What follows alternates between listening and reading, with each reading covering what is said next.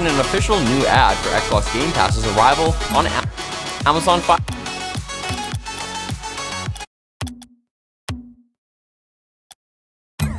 Amazon Fire Sticks, that for some reason is a parody of Scream, a movie that's almost 30 years old, like me. Hottie! All of a sudden, Ghostface isn't as scary as the relentless march of time.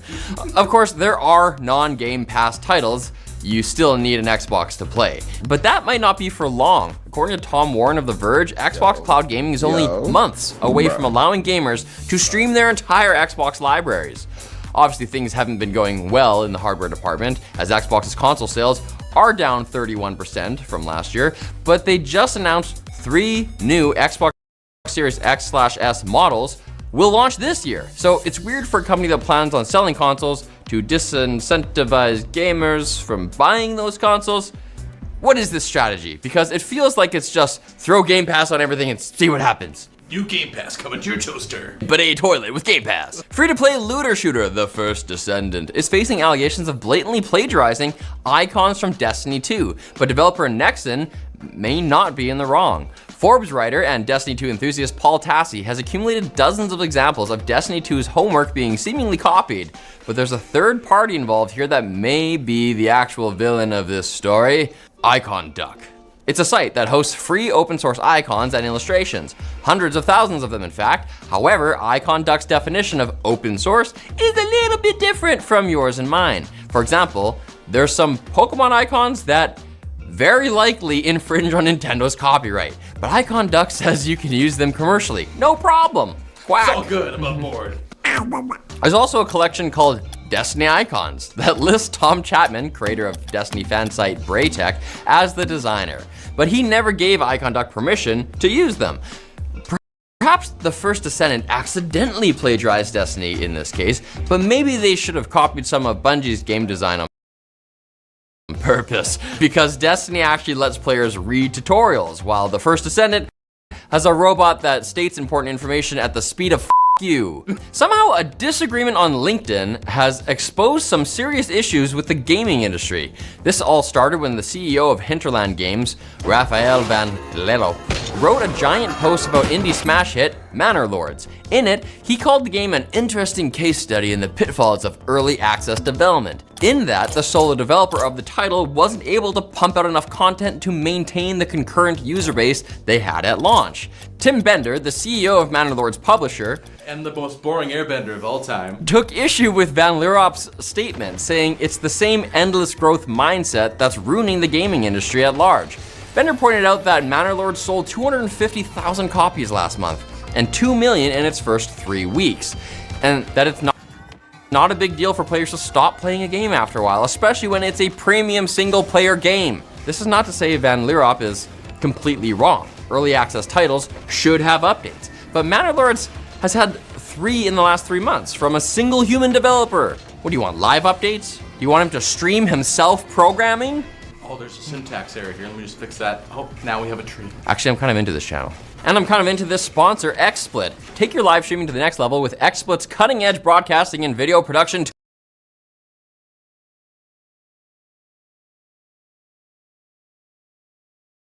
Nice. The quick bits have gotten so fast, they're already over. I'm kidding. Respawn has improved the Apex Legends Battle Pass system by splitting one season pass into 2 half-season passes and charging full price for both. Perfect! These new mini battle passes will no longer be available for purchase using currency earned in-game. Instead, you have to use real-world money that you could exchange for food or shelter instead, or love.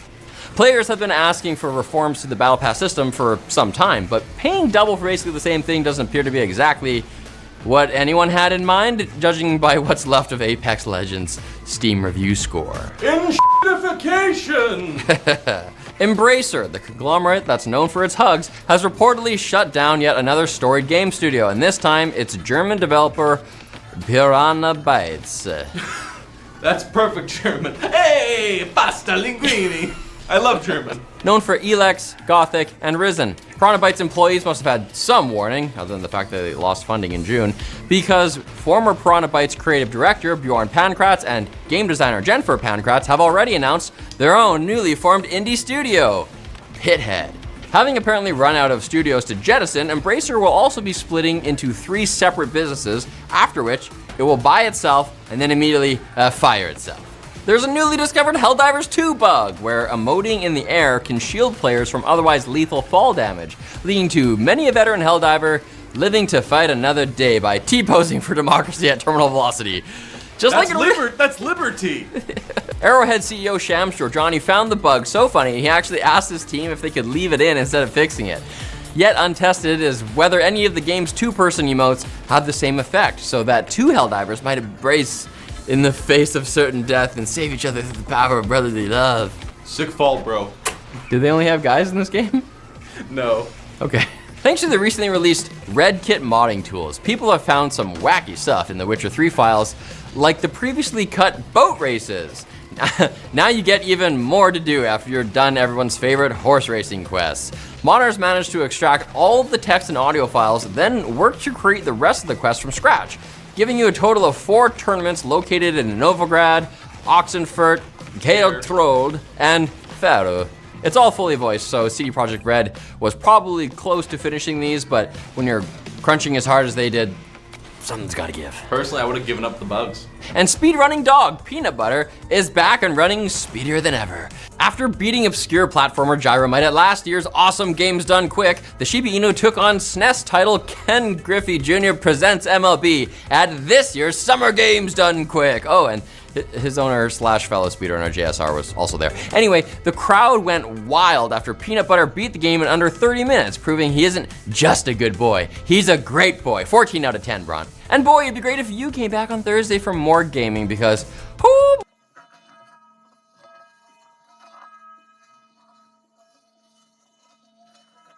Tell your mothers, sisters, and brothers, because I'm back, baby. And I brought plenty of gaming news with me. Is that a lyric? Just be more enthusiastic. I don't know why we're involving people's family. Because workers at Bethesda Game Studios have formed the first studio-wide union at a Microsoft-owned game company, as announced in a press release from the Communications Workers of America. The union, calling itself 1BGS USA, will join CWA Locals 2108 in Maryland and 6215 in Texas, because union dues go directly towards worker benefits and not to the Department of Naming Things Good. It's not the first union that Microsoft has officially recognized, but it is the first one not solely made up of quality assurance workers. A majority of Bethesda Game Studios' 241 artists, engineers, programmers, and designers are on board and fired up to have their rights protected while developing games that need 30 mods to work properly. But why is protecting game workers' rights important, you say, peeking your head out from under the rock you used to shelter from the avalanche of gaming layoffs that just happened? Well, see, for many years now, the game industry has been much bigger than the movie industry, where pretty much every job is unionized, which is why they were able to negotiate protections against studios replacing their jobs with AI recently. But many game developers are reporting that this very thing is already happening to them. So, either we get more game unions, or massive game publishers stop buying studios and then acting surprised when there's more people in the office. What?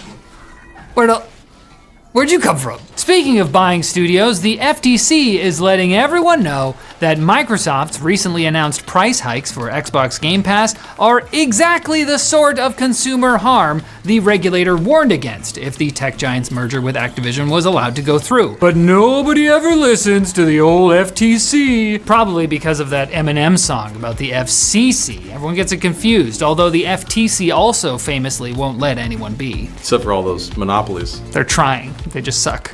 Anyways, the 3-letter agency called the new $15 per month Game Pass standard tier, which doesn't include access to day one releases like the now discontinued console tier did, a degraded product in its letter to a court of appeals, and Microsoft took that personally. In a court filing, the tech giant argued, it's not degraded. Businesses changing services over time is super normal, actually, and this tier is actually even a better deal because it has online multiplayer. Leave me alone. The written sparring comes just ahead of Call of Duty Modern Warfare 3 being the first game in the franchise to arrive on Game Pass on Wednesday, July 24th, just in time for COD players to enjoy the new WWE crossover Slam Deathmatch mode and watch battle-hardened mercenaries finish each other off with elaborate wrestling moves. Hot. Was this game about the army at some point? Was it? No, it's about getting domed by a luchador. Speaking of epic crossovers, Fortnite has officially added the Tesla Cybertruck as a drivable vehicle, which is perfect because it always looked like it would work much better in a video game. It's just not meant for this world, as demonstrated by its constantly growing list of bugs and manufacturing defects. Those won't be there in Fortnite. It'll be like the ideal Cybertruck. Works great, and not here. In other Fortnite news, the game is extending the tournament rules it introduced for ranked mode until the end of the season, and is dropping an update for Xbox consoles that measures in at 80 gigabytes, as if this is a frickin' Call of Duty and not the game with class. Epic Games says they're working on fixing this because the patch isn't supposed to be that big. I mean, the Cybertruck's only a handful of polygons, although it does come packaged with a whole truckload of bullshit. Speaking of which, at the behest of his sponsor D-Brand, prominent tech and gaming YouTuber Linus Tech Tips Sebastian attempted to dye his hair blonde during the WAN show last week. He teched his tips. I say attempted because the final product wasn't quite the iconic Duke Nukem highlighter yellow from days of yore. The look is less kids selling scalped Pokemon cards at lunch and more I spilled Gatorade on myself at lunch. Analysts say that, along with the shaving of his beard, this may be one of the top 2 biggest style downgrades in Tech Tips history. But you can help make it sort of worth it by going to blondelinus.com or clicking the link below. Hey, if your mothers, sisters, and brothers have left, could you bring them back in? Because I don't want them to miss the quick bits. The next big clue to the PS5 Pro's existence has shown up in No Man's Sky, of all places. Modder, that bomber boy, yeah.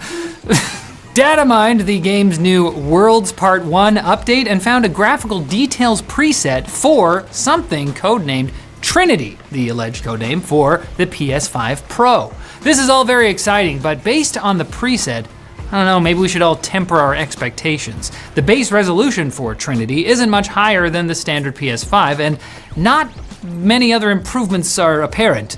But this is just one game. We should wait and see how it'll handle all the big upcoming first-party titles like Astro Bot. EA Sports College Football 25, which is a video game, launched last Friday following a series hiatus of over a decade. The previous game, NCAA Football 15, was canceled after EA and the NCAA tripped and accidentally used the likenesses of thousands of college athletes without permission and got their pantsuit off. I hate when that happens. Very relatable. For this game, EA used an advanced AI projection program to quickly create 3D avatars of over 11,000 paid college athletes in just 3 months. Even in early access, the game was already insanely popular, at least on console. PC gamers will instead have to satisfy themselves with PPA Pickleball Tour 2025. Instead, it seems like a good sport. My parents love it. Despite substantial recent losses from its gaming department, Warner Brothers has officially acquired developer Player First Games, the studio best known for free-to-play intellectual property battler Multiversus. The two companies already had an extremely close relationship, and it seems that studio leadership will see little to no change, hopefully. They've likewise announced the addition of Samurai Jack and Beetlejuice to Multiversus in September, right on time for the theatrical release of Beetlejuice, Beetlejuice, the sequel to a movie which is itself old enough to have kids and a mortgage. Keyboard company Wooting has added a new controversial feature to compete with Razer, the keyboard company. not the scooter people. Are they still around? You see, Razer introduced a feature called Snap Tap on some of their keyboards, which makes it much easier to switch strafe directions in competitive shooters like Counter-Strike 2, to the point where some pros consider it cheating. Now, Wooting has released a beta feature called SOCD, while they're still working on a different feature called Rappy Snappy that is similar to SOCD and Snap Tap, but takes advantage of Wooting's Hall effect key switches. So to summarize, pros are getting snappy over Snap Tap and Rappy Snappy, thinking Snap Tap is crap and a slap to the face, and SOCD is also bad. And a super rare Nintendo World Championships NES cartridge is up for auction, the first to be publicly sold in a decade. If you aren't aware, only 26 of these cartridges ever existed. That's why a jank-looking gold rectangle that professional grading company CGC awarded a 4 out of 10 has attracted bids as high as $77,000 as of filming. Listen, you can put your kids through college anytime. When are you gonna have another opportunity to own a piece of gaming history? And sure, when your wife finds out, the divorce will be pretty expensive, but how can you say no? It's made of gold. It's Plastic. It's gold plastic and it's wrapped in plastic. It's that. Is it actually? It's not even real gold. No. I thought it was like gold plated. No. Why would you think that? It's literally just the color gold. Yes. Well, that's stupid. Don't buy that. No, you- We're not sure whether it's real gold or not. Okay. It's 4:30 p.m. We have to. You certainly can't say no to more gaming news, so come back on Thursday when we've reloaded our news guns with headlines. We start blasting again. Watch out!